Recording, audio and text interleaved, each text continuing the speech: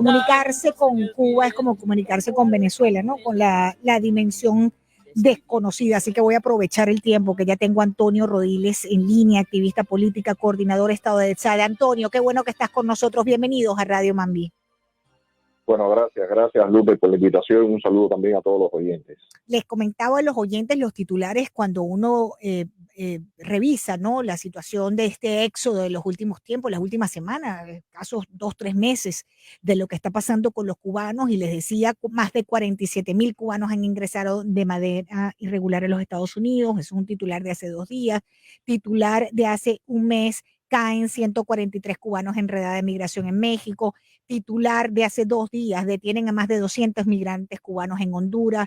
Titular de hace 3 días: decenas de cubanos huyen de Rusia por la guerra, desafían el frío en la frontera entre Bielorrusia y Polonia. Titular de hace un día: Panamá da marcha atrás y elimina el requisito de visa. ¿Qué está pasando? ¿Por qué este éxodo, Antonio? Bueno, el Lourdes no es nuevo. Lamentablemente, cada cierto tiempo tenemos estas estampidas. El régimen la usa como válvula de escape, disminución de la presión interna. Y esta que estamos viviendo ahora es la última. A partir de noviembre, que se abrieron nuevamente las fronteras, lo que ha salido es un torrente de personas, y eso va increciendo. Ahora vemos que el último mes de febrero, casi 17,000 cubanos han salido. O sea que de esos 47 desde noviembre, hay 17,000 que son de este último mes de febrero. Así que marzo sigue creciendo, abril, vamos a ver hasta cuándo. Y lo que hay es lo que te comentaba, un país en fuga, un desastre la situación que se vive dentro, económicamente, la inflación, y la gente, después de lo ocurrido el día 11 de julio, que ha visto la tremenda arremetida por parte del régimen, las condenas de hasta 30 años de cárcel por protestar, y la pasividad de la comunidad internacional en general, que no ha ocurrido nada, no le ha pasado nada al régimen. Bueno, el cubano ha optado por escapar. Y ahí debo agregarte que no es solamente la población común, diríamos, toda la sociedad civil y la oposición también se está vaciando ya lo poco que quedaba. ¿Y a ver, como tú dices, han habido momentos, ¿no?, donde aumenta ese flujo migratorio, disminuye, pero ¿qué es lo que está haciendo en este momento que la gente diga, me voy, como sea, me voy? ¿Qué es lo que está pasando en este instante, Antonio? Por favor, descríbenos las circunstancias que están ya definiendo esa salida de esta cantidad de gente. Primero, la situación tan terrible económica. La inflación crece galopante. Te diré que, por ejemplo, en noviembre el dólar estaba en el orden de 60 pesos cubanos por dólar. Ahora ya está por encima de 100, 105 pesos cubanos por dólar. Los salarios se van reduciendo a nada, el desabastecimiento. Las tiendas operan como almacenes que venden a la gente, que hacen largas filas por horas y horas para después revender al menudeo. Y un grupo de personas que no recibe remesas del exterior, bueno, viven al día y en condición muy precaria. Eso es por una parte, esa parte económica. Okay. Pero la represión está palpable. Los policías le caen a cualquiera por cualquier cosa, te meten preso por cualquier cosa, y sobre todo lo ocurrido el 11 de julio es una señal muy fuerte. La gente creyó, muchas personas creyeron que esa protesta iba a llevar a algún cambio.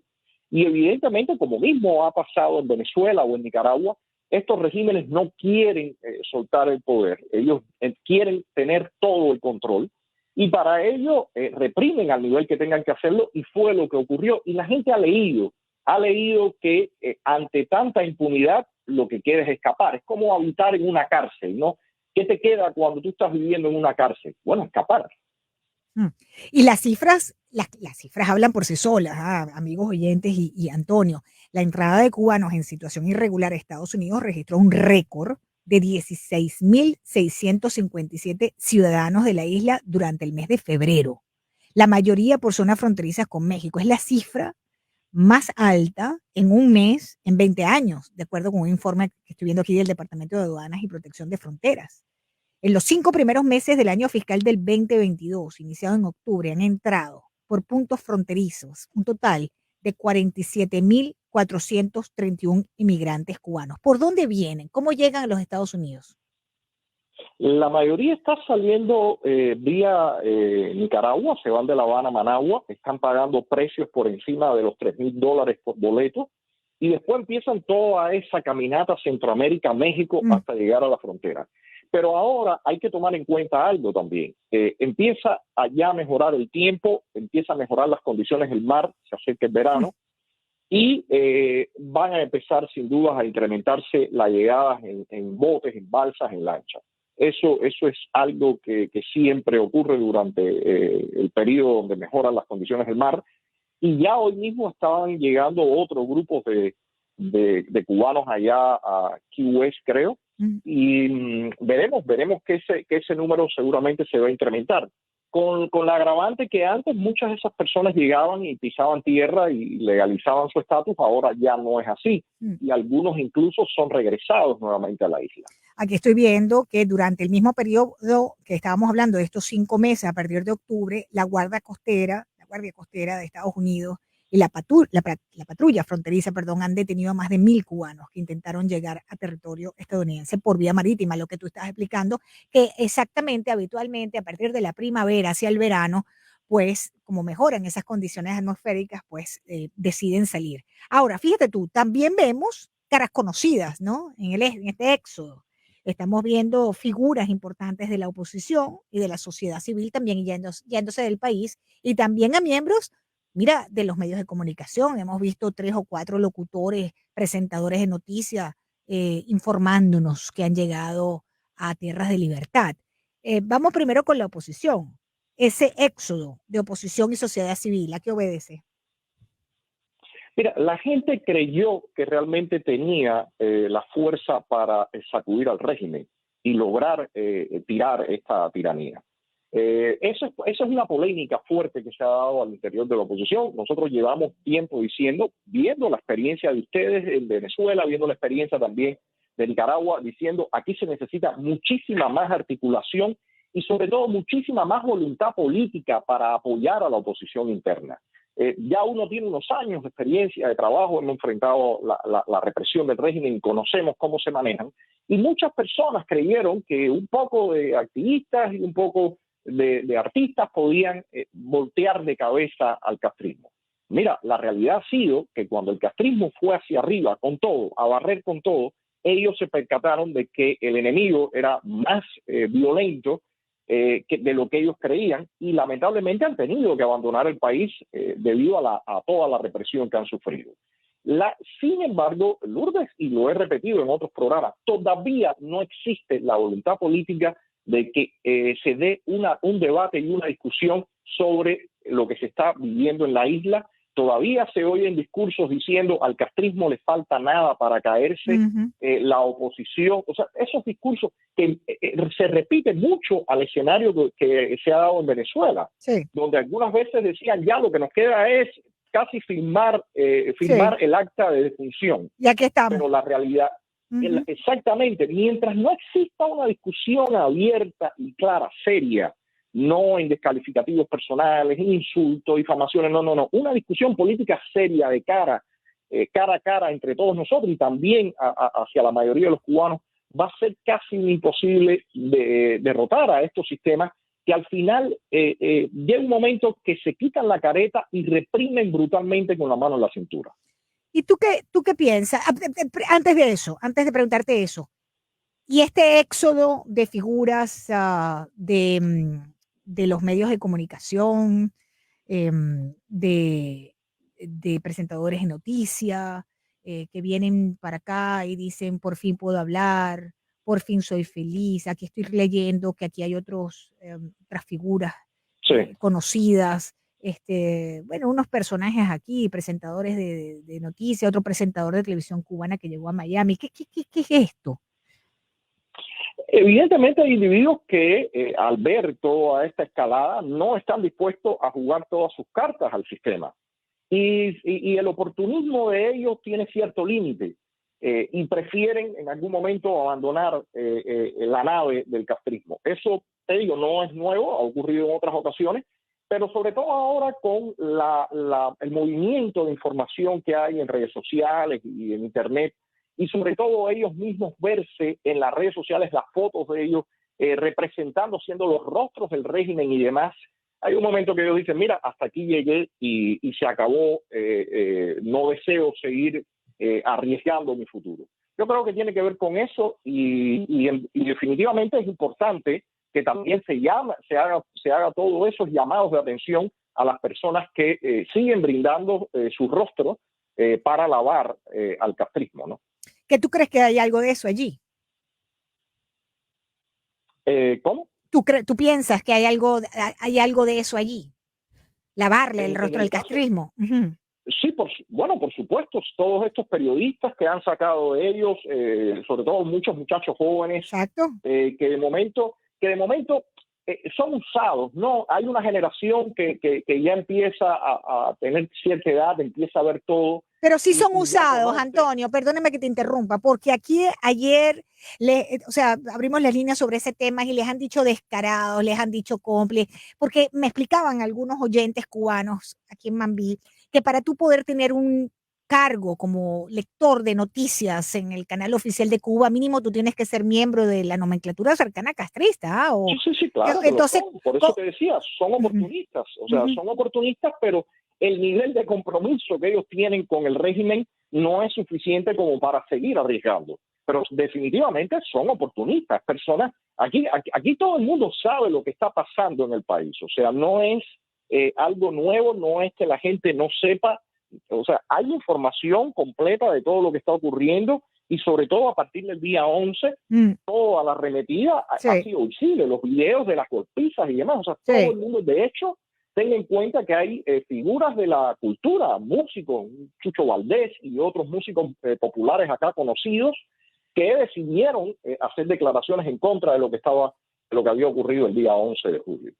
Pero entonces yo te pregunto, frente a la sociedad, ¿no? Y el exilio cubano, este tipo de presentadores de televisión que llegan aquí después de haber estado haciendo este trabajo en Cuba, ¿cómo deben ser recibidos? Porque no están siendo muy bien recibidos por la comunidad, debo decirte. Pero también hay algo, ¿no? Hay que, de alguna manera también tienes que ganarte la vida. O sea, leer digo yo, pregunto, es una pregunta, ¿no? No es para un fusilamiento moral. Digo, no es lo mismo relatar un partido de béisbol que estar frente a un noticiero arremetiendo para que, digamos, encarcelen a menores de edad, justificando las acciones del régimen. Yo creo que son cosas diferentes, ¿no? Digo, no hay un grado de responsabilidad distinta. Sí, pero también, mira, yo pienso que se le debe pedir a la gente y debe haber un costo por ser parte del régimen y intentar lavarle la cara. Lo que no podemos caer es en un circo. O sea, una cosa es cuando se pide, ya sea justicia en lo moral o demás, a generar un circo donde empieza a primar las ofensas y todo a una que casi es un poco repetir un patrón de comportamiento que ha estimulado el régimen acá con la chupería, como se dice en Cuba, con las ofensas y demás. Eso es muy distinto a que la persona se le exija que al menos salga públicamente y haga un mea culpa y explique y de alguna forma trate de enmendar el daño que hizo. Son dos cosas muy distintas y yo creo que hay que tener mucho cuidado con que se exacerbe la otra parte circense, ¿no? El mea culpa es suficiente. Mira, depende de la responsabilidad que tenga cada persona. Y por supuesto, si yo fuera propietario de un medio, jamás le diera empleo a un individuo que se haya comportado como vocero del régimen. Yo creo que en eso tiene que haber también una responsabilidad. Y ha ocurrido en los últimos tiempos que personas que hacía 3 días le cantaban loas al castrismo a quienes detentan el poder acá, después empezaron a cantar en la otra dirección y la gente lo ha asumido. Yo en lo particular no los aplaudo. Pero bueno, eso yo creo que también depende de la visión de cada uno de los individuos. Pero te digo, más allá de estos posicionamientos, me parece que deben discutirse de forma clara. Me parece que hay que tener mucho cuidado de pasar a la otra parte del circo. Te decía, es muy peligroso porque en nuestro país arrastra, como tú decías, 63 años, donde ha ocurrido de todo. Y pasarnos de la discusión seria al otro, a las calificaciones, insultos, y que me parece que no es nada. Estamos conversando con Antonio Rodiles desde Cuba a esta hora a propósito de este éxodo de las últimas semanas, ¿no? De cubanos. ¿Qué tú propones, Antonio, para tratar de buscar una solución a todo esto? Yo creo que lo primero es que discutamos con claridad. Ujú. El escenario que tenemos es cuando usted va al médico, ¿no? El médico tiene que tener un diagnóstico claro de en qué estado está el paciente, en qué estado está la enfermedad. La nación cubana está enferma. En tantos años de este sistema totalitario, tanto sufrimiento, tantas violaciones, la nación cubana está enferma. Y me parece que lo primero es mirarnos a la cara, discutir realmente en qué estado está y terminar con falsas expectativas, simulaciones y otras dinámicas que definitivamente no nos ayudan y no nos van a ayudar a cambiar la realidad acá adentro. La oposición interna está muy desprotegida, lo que queda de la oposición interna, que es muy poco, la sociedad civil, y necesita un apoyo que no tiene. Sin embargo, te encuentras casos de activistas que se van y poniendo los pies fuera de Cuba dicen, no, yo creo que este año ya Cuba cambia. Mm, Bueno, hombre, pero si usted creía que este año Cuba cambiaba, ¿por porque qué se usted se fue. fue? Ujú. Entonces, me parece que en todo esto falta sincerar mucho el escenario político y mucha tranquilidad para poder discutir fuerte, porque necesitamos discusiones fuertes de la realidad que estamos viviendo, Lourdes. Hay muchos discursos inflados de patriotismo que al final no terminan de aterrizar. Y entre tanto seguimos sumando presos políticos, ¿no? Tan jóvenes como 13, 14, 15, 16 años, jóvenes que no tienen ni la madurez física, ni emocional, ni mental para estar encarcelados, violaciones de derechos humanos consuetudinariamente se registran en No, Cuba. y Ujú. las penas, Las Lourdes, penas. hay casos de jóvenes que tienen penas mayores de la edad que tienen. O sea, hay cosas, hay mismo un caso de un joven que tiene cierta discapacidad intelectual, tiene 21 años y le han puesto 23 años de condena. Sí. O sea, hay cosas atroces que estamos viendo y muchos de esos familiares y padres están desconcertados porque ellos no habían tenido contacto con la oposición, de alguna forma trataban de sobrevivir como un por ciento inmenso de los cubanos y ahora se están enfrentando a una realidad cruda. Así que queda un trabajo con todas esas familias, con todos esos presos. Y te diré una cosa, yo no tengo duda que lo que está haciendo el régimen es acumulando una serie de rehenes para canjear en el primer momento que se le dé la oportunidad, como ha hecho en otras ocasiones. De hecho, ahora en estos días se cumplen ya 19 años de la Primavera Negra, Mm. donde se encarceló del orden de 75 periodistas independientes y activistas, y esperaron hasta el 2010 para un canje, y algo que se hizo a través de la iglesia también, en aquel entonces estaba el cardenal Ortega, y buscar ciertas prebendas. Yo no tengo duda de que ese es el escenario que se está tejiendo. El régimen en un principio empezó a condenar a quienes protestaron a 6 meses, 8 meses, un año, y en un momento determinado paró esa lógica y vino con esta de 10 años, 15 años, 20 años y más. Y definitivamente eso es para generar que estos individuos que protestaron, estos cubanos que protestaron, son personas muy peligrosas y que solamente serán canjeadas si ellos reciben a cambio algo de lo que esperan, ¿no? Que por supuesto es eliminar sanciones económicas, Correcto. legitimidad y todo lo que vemos. Te digo, mira, Lourdes, para entender lo que está pasando acá, se mira a Venezuela y viceversa. Si Ujú. quieres entender lo que está pasando en Venezuela, mira a Cuba también. Ahora, te quiero quitar 2 minutos más, si me permites, Antonio, y es Sí, sí. porque el tema de la guerra en Ucrania, ¿no? Estamos observando una Rusia que pareciera, o la percepción que se tiene cuando se decanta, pues, todo lo que ha ocurrido estos 24 días de guerra, que pareciera que no es lo que habían vendido, ¿no? Esa imagen de fortaleza, están a punto de un default, están teniendo problemas graves también por las sanciones. ¿Cómo quedan las relaciones de Cuba con Rusia después de esto? Bueno, el régimen tiene que apostar a Rusia y como también tiene que apostar a China, porque son los otros poderes que ellos esperan que los apoyen frente a Estados Unidos. Entonces, hasta ahora lo ha hecho. Por supuesto, en la medida, si la situación se va complicando para Putin, tendrán que ir balanceando. Incluso en las votaciones de Naciones Unidas en algún momento se han abstenido en vez de votar a favor de Putin. Yo creo que ellos van a valorar y sin dudas ya a Cuba estaba llegando un cierto número de turistas rusos, seguramente algunas empresas y demás, pero veremos a ver cuál es el desenlace. Yo honestamente te digo que veo el escenario muy complicado y sobre todo un costo terrible para Ucrania y para los ucranianos con todo este bombardeo discriminado que está haciendo Putin. Se debilita, supongamos el escenario donde se debilita Rusia. Rusia, en definitiva, se debilita, ya no puede. Bueno, si no pueden con un país que tienen al lado frontera con frontera, no han podido en 24 días, bueno, se puede pensar, imagínate una isla en ultramar o un país en la cabeza de Sudamérica. Vamos a pensar hipotéticamente, pero ante una Rusia debilitada o un Putin desaparecido, ¿quién va a ser el próximo país que asumiría pues esa defensa, el matón de barrio? Porque como Venezuela, bueno, si se meten conmigo les tiro a Rusia, les tiro a Putin, les tiro a los chinos, en el caso cubano, en el caso de Nicaragua, siempre son los mismos dos. ¿Qué les queda sin Rusia?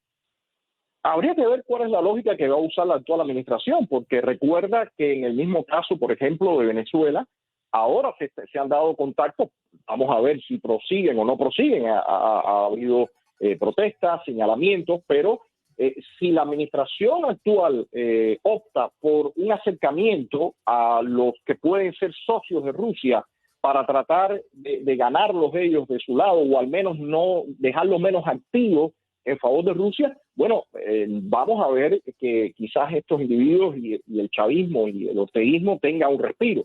Así que yo creo que va a depender mucho de cuál va a ser la reacción que tenga la administración actual. Antonio Rodiles, gracias por acompañarme. Un gran abrazo para ti. Antonio es activista política, coordinador de Estado de Chad. Te agradezco, Antonio, como siempre, un placer conversar contigo. Un gran abrazo. Cuídate mucho, Antonio. Seguimos en contacto. Para apoyarnos puede visitar nuestra página estadodesat.com y desde allí realizar cualquier donación.